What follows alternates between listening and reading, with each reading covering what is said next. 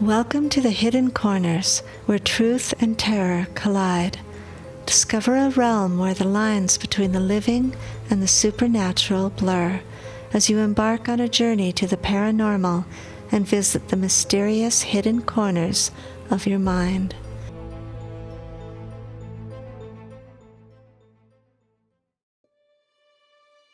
Welcome to the Hidden Corners. Today on Sci Fi Saturday, we have two short stories. Our first story, Suzanne, was sent in by one of our listeners, Judy Snyder. Judy is the author of Twisted Tales, available on Amazon. I will put the link in the description so you can check out her books. Our second story is called Those Deep Dark Wells and was written by Michael Page, read by Justin King. Suzanne by Judy Snyder. The first rosy fingers of dawn reached through the kitchen window to stroke the tear-stained cheek of Suzanne. She barely noticed. Too lost within the labyrinth she called a mind, it did not register that what had been sunset was now sunrise. Suzanne was not a remarkable woman. She was average and as plain as yogurt sans fruit. If you had asked her to describe herself, she would have said for she felt she had become an person. She couldn't quite explain it, but it was as if the Suzanne she was had ceased to exist, and now she was, well, nothing. She felt hollow. No strong emotion pumped through her veins, not anger that her husband of 20 years had looked at her over breakfast the day before and said, "Oh, by the way, I'm leaving you." The same way someone would say, "We need milk." His reply to her question of why was just as blunt. "With the children grown, you are no longer needed." With that, he had packed his things and left. There had been no scene, no reasoning, no anything, just a statement of fact. Perhaps it was a type of shock. Men don't leave their wives after a night of making love the way they would a one-night stand, do they? You don't decide to chuck 20 years out the window overnight, do you? She began to examine every memory, looking for clues as to why. His words slapped her harder than any fist. You are no longer needed. She had made it through that day and evening, thinking he would call, but it didn't happen. The tears, with the memories of their life together, had slid down her face. Now all there was were dried tracks. She had stood at the window staring into the dark of night. She had become an unneeded, unwanted. She had been abandoned, left standing bereft of function. The sun rose higher in the sky, and still she did not move. There was no need for her to cook or clean. She had no real job to go to, no friends to visit nor call. All she had ever been was his wife, his children's mother. With them grown and gone, they did not need her. So what was left? Poor Suzanne and her life. It really made no sense to her. What does a person do? She watched the sun climb until it had passed over the house and listened as the kitchen clock marked off the minutes, turned into hours. She thought without thinking, meaning, if she had been asked, she would not have been able to articulate the mishmash of random images that oozed through her brain. Her last clear thought was, what is the opposite of alive? Brandon McClare stood in his new apartment, admiring how sleek and modern everything was. He had brought Suzanne into his life after his first wife had died, to care for his children and his personal needs. Now that she had taken care of that purpose and seen them all into adulthood, it was time to move on. He watched as a buxom young woman moved easily about the apartment, deftly setting up house for him. The old Suzanne's movements had become less fluid with age. Often he could almost see her joints creaking and groaning. Yes, she had become, what was the word he sought? Outdated, for the purposes that he now had in mind. He no longer needed the motherly type, and on his wages he could easily afford a top-dollar companion. She turned slightly, flaunting her curves, and smiled at him. He felt the warmth of her skin as he ran his hands over her. He smiled. Suzanne had always been a bit cold for his liking. The phone rang and he answered it. "Mr. McClare, this is Elton Electronics. We just were checking to see how Suzanne Model 2042 is working out." "Great. Yes, sir, we are on our way to pick up that old 2022 model. Amazing how far automatons have come, isn't it? Almost impossible to tell them from humans nowadays." Those Deep Dark Wells by Michael Page. The terrible thing happened at night, as most terrible things do. When I clicked away at my home job as a transcriptionist, I often watched the boys playing in the backyard. They'd be at it for hours, acting out some scene with foam swords and plastic guns, only stopping when the sun left the rise somewhere.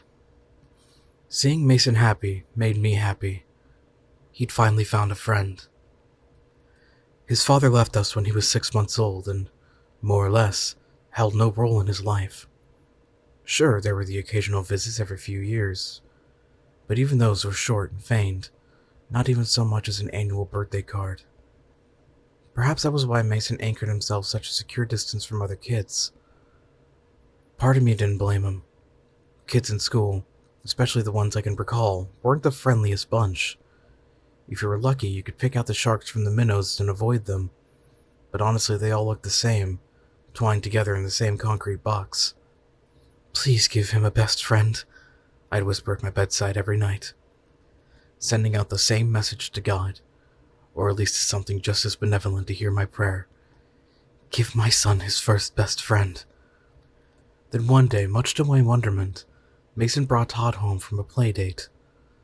He was a petite boy with mismatched clothes, unkempt hair, and the bluest eyes you'd ever seen. I was ecstatic, relieved that my son had finally cracked open his shell and found a buddy. "I saw him at the park," Mason told me when I asked how they met. "He was sitting alone at the swings like he was sad. When he saw me on my bike, he waved and I waved back. Then we hung out. He was really cool." As he shared this, I couldn't help but smile at his excitement. So much deserved for the loneliest boy in the world. That night, they had a sleepover and passed out in the living room. From my bedroom, I could hear the muffled speech of our television, which they had left on. Sighing, I untucked myself out of bed and walked sluggishly down the stairs to them. Light from the screen pulsed and stretched over the sleeping boys. Mason was swaddled in his blanket on the floor, while Todd was curled up on the couch. I scanned for the remote, and after no luck, I moved to shut it off myself. A lone bag of chips crinkled under my foot. From the couch, Todd's shape twitched and then bolted upright.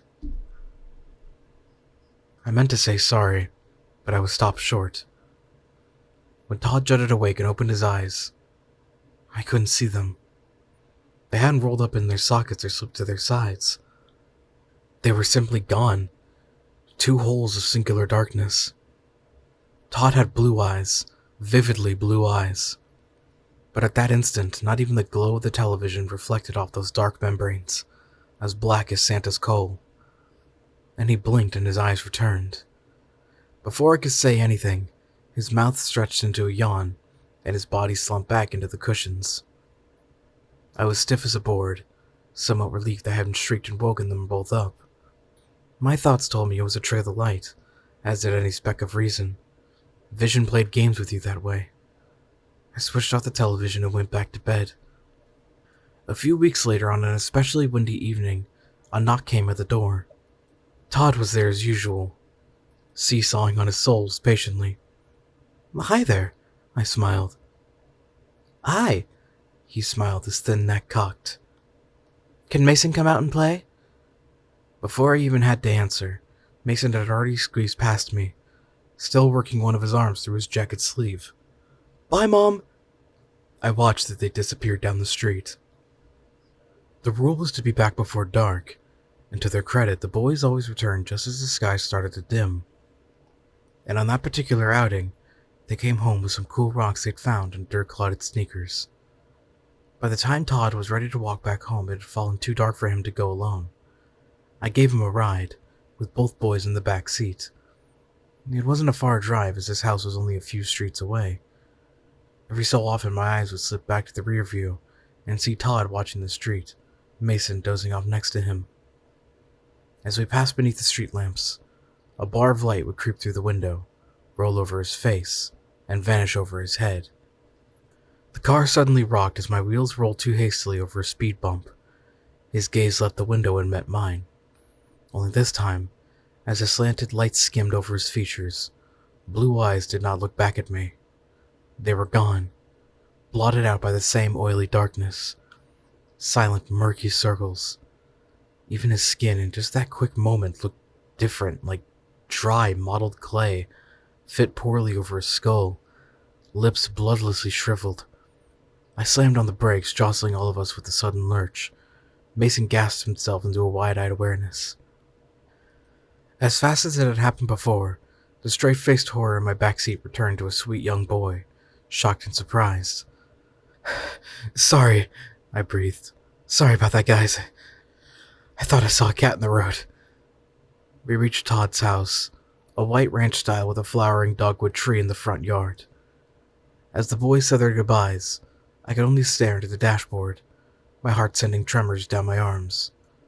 The world fell off its tilt, as if the lines separating actuality and nonsense were blurred. I was disoriented by how real it seemed. His eyes like deep dark wells, his unhealthy skin stretched and pulled like a death mask. My thoughts clashed with the folds of the brain that formed logic, and eventually, logic won. It was all in my head. Period. But despite how far-fetched it sounded, I actively avoided eye contact with Todd, not even giving a sliver of opportunity for that oily pitch to return. If it even happened at a passing glance or a quick double-take, I'd be back to circling the rim of a mental collapse. A week later, I went to pick up Mason from Todd's house. I'd pulled up along the curb, texted I'm here, and waited there for some time. There was no sign he'd read my message, nor did he answer any of my calls. When I got tired of waiting, I twisted the keys out of the ignition and made my way up the slim walkway.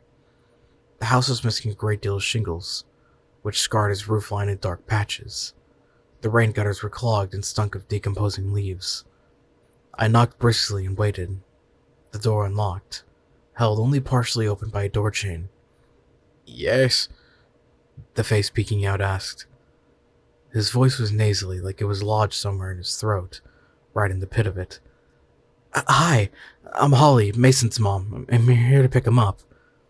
The door closed and then opened fully as the chain slid out of its holder.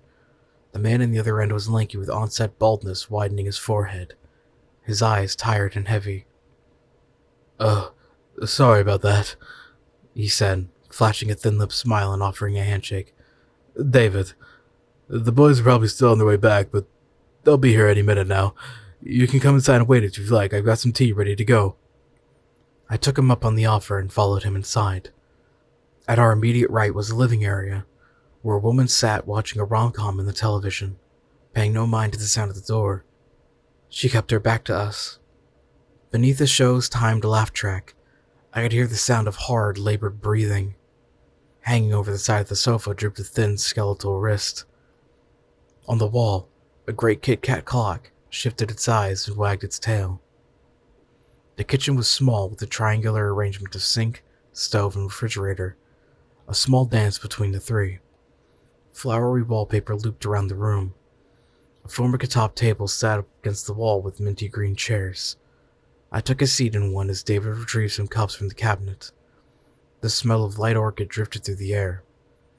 "I hope you like green tea," he said quietly as he filled the cups and brought them over.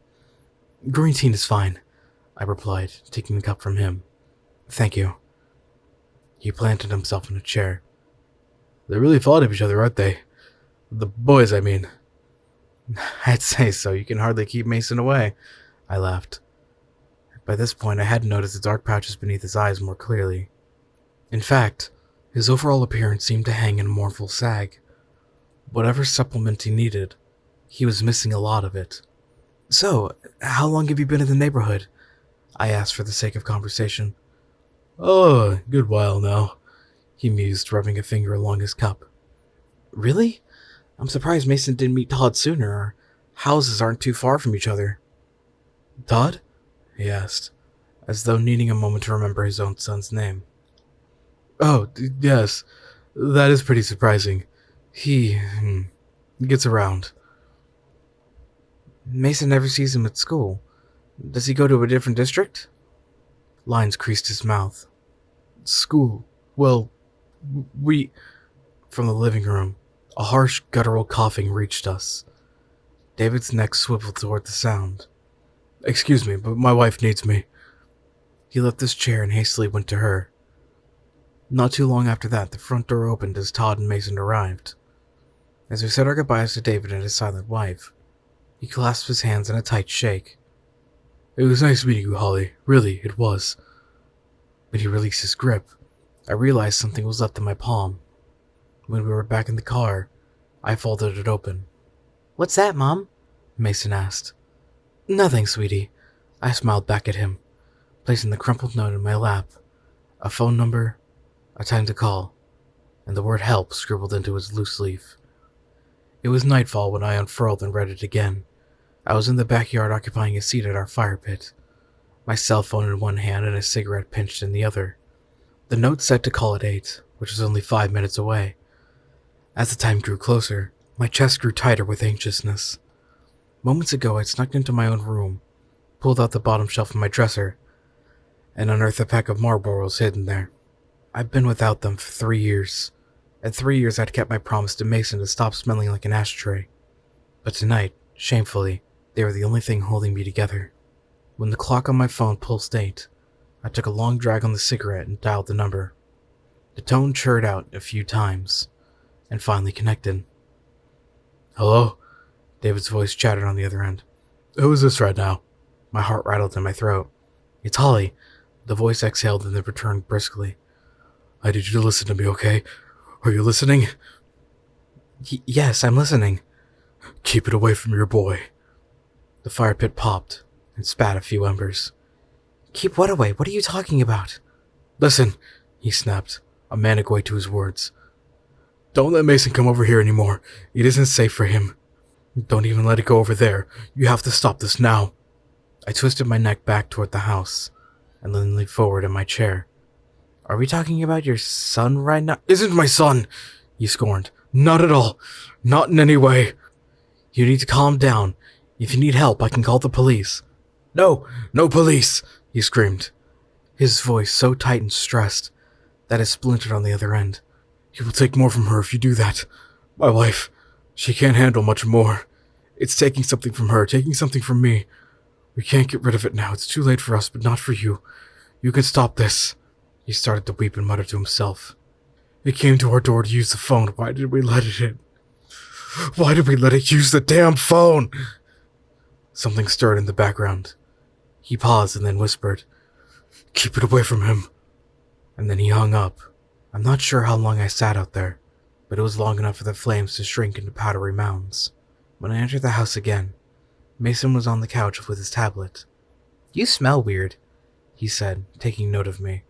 "The fire pit," I lied, my thoughts too heavy to muster anything else. He flashed me a big smile and tactfully asked, "Can I have a sleepover at Todd's this weekend?" "No," I answered stiffly. "That isn't going to work. Why not? He persisted. Todd always sleeps over here. Why can't we do his? Because, Mason, I said no. End of story. He shot an icy look of defiance at me. Well, fine. Then he'll sleep over here, then. No, he won't. We are going to take a break from Todd for a while. His jaw open, flabbergasted. You can't do that. I just did, I said, perhaps a little too matter-of-factly. As I walked back up the stairs, I could feel the burn of his eyes watching me on every step. Both of our nights now ruined. David's deranged garble on the phone sat with me for the rest of the night. I had no idea what to do, what to fix, what to think. Keep it away, it isn't safe for him. The message, so vague but also desperately clear.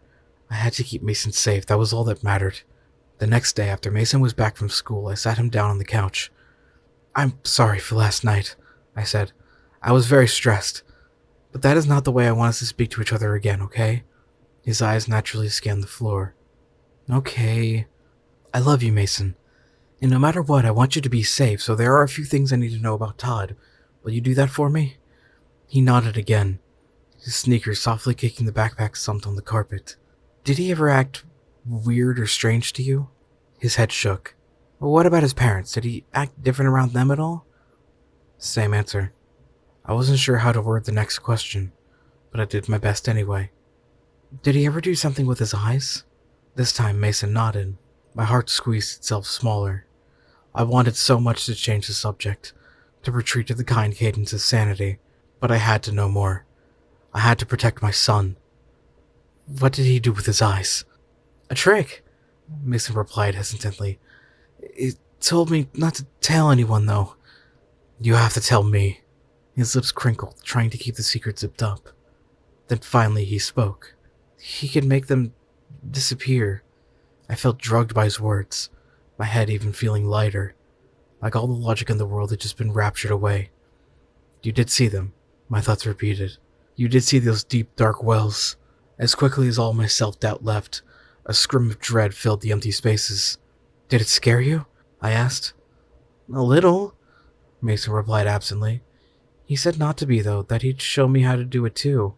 I grabbed his shoulder, making him jump suddenly. He didn't, though, right? He didn't do anything to you? He looked confused, like I was the one talking crazy now. No. I know that he's your friend, Mason, but I need you to promise that you won't see him anymore. Mason's gaze flicked back to mine, his eyes wide with betrayal. What? The tears began to come down. Promise me, I repeated, the words like razors scraping down my tongue. I don't want to! Mason! After much hesitation, he tearfully replied, I promise. I hugged him, closed my eyes, and then surrendered to the cruelty of it all. For the rest of that hellish week, I kept my ears tuned for the knock at the door. For whatever reason, Todd never used the doorbell. Inevitably, the knock came. Behind the frosted glass of our front door, I could see Todd's vague shape teetering on his soles. When the door opened, he smiled up at me. Hi, can Mason come out and play? Sorry, dear, I smiled back. Mason can't play today. The corner of his mouth lifted as his neck cocked to the side. Can he later? No, I don't think so. Sorry. His nose wrinkled and the skin between his eyebrows creased. Okay. I closed the door, watched him leave, and that was that. It might take a few times, but eventually the message would sink in, to leave my son alone. I felt a sense of pride behind that, and what could possibly better protect a boy than his mother. But when I turned and saw Mason's cold eyes from the stairs, the pride all but evaporated. When Todd returned the next day, I gave him the same answer, then the day after that, and the one after that. I couldn't even refuse to answer when he knocked, otherwise he'd sit there and wait, knock again, and wait some more, knowing full well we were home. 4 straight evenings of this, and poor Mason, he had every right to despise me for this. No parent could want to wall themselves between their son and his best friend, his first friend, but what choice did I have? We were drifting apart, orbiting even farther away from one another. He was my prisoner, and I was a judge sentencing him back to a lonely world. Surely he'd make new friends, right? The world was full of them, and if anything, this was proof that he could find them. That thought helped me cope anyway. When the knock came for the 5th time in a row, my tolerance had run out.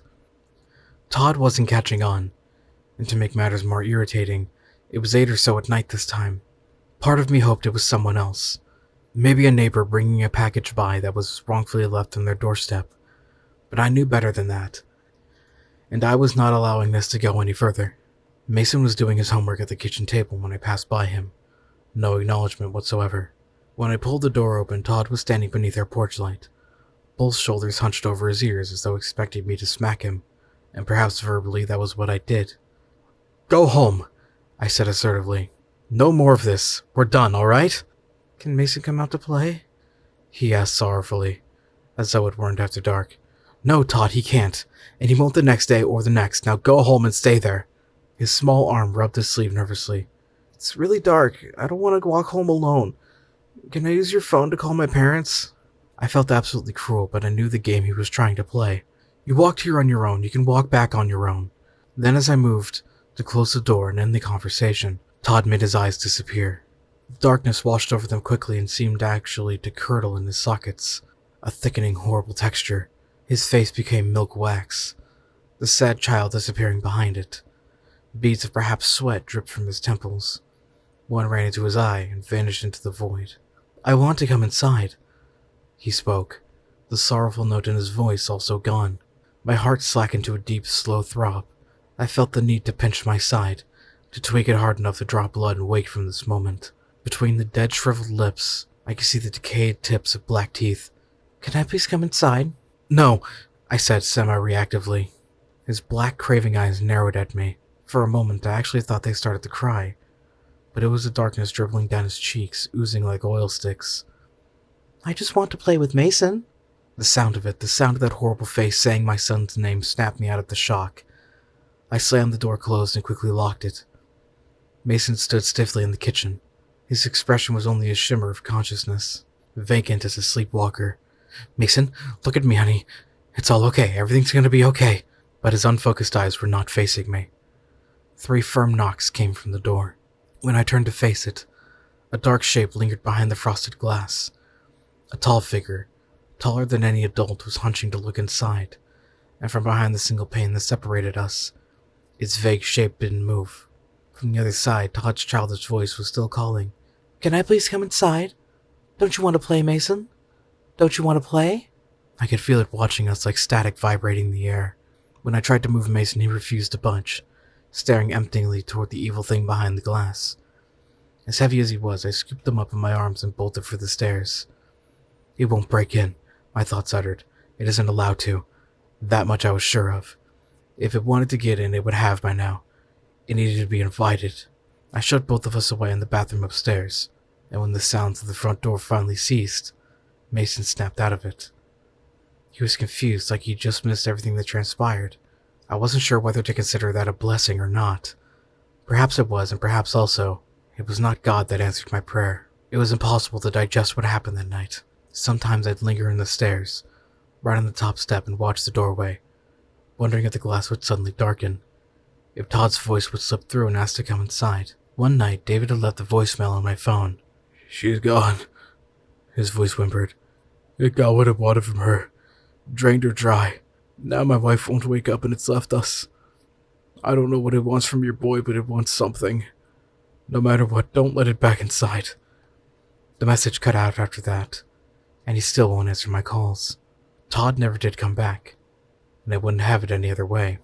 Strangely enough, the one least affected by all of this was Mason.